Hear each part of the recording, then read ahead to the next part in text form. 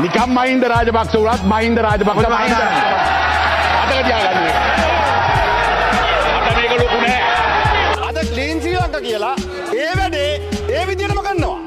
එකනේ මේ මම කිව්වා. මම අහන්නේත් ඒක තමයි. ස්පෙસિෆික් මං අහන්නේ ඔබතුමා දැන් කිව්වා. ස්පෙસિෆික් ඔබතුමාගෙන් අහන්නේ. ඔබතුමා කිව්ව විදිහට ඔබතුමාලගේ ජනාධිපතිවරයා කියනවා හමුදාව කියලා තුවක්කු පනලා මිනි මරනවා කියලා.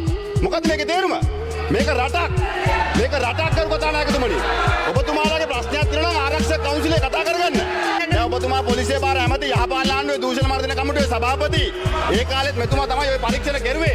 කලබල වෙන්න එපා කියලා කරු අග්‍රාමාත්‍යමේ පොඩ වාඩි කරන්නකෝ මේ ළමයාව. බලන්නකෝ හැසිරෙන විදිය. ඔබතුමියට හොඳ නැහැ. ඉස්සෙල්ලා ඔබතුමාලා තුමියලා ක්ලීන් වෙන්න.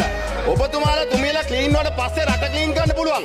එක්කෙනෙක් වැවක බහිනවා, අනිත් එක ඇලේ බහිනවා, අනිත් එක්කෙනා බේරේ බහිනවා, තව එක්කෙනෙක් බස් එකේ කෑලි ගලවනවා, තව එකෙක් හෝන් එක ගලවනවා.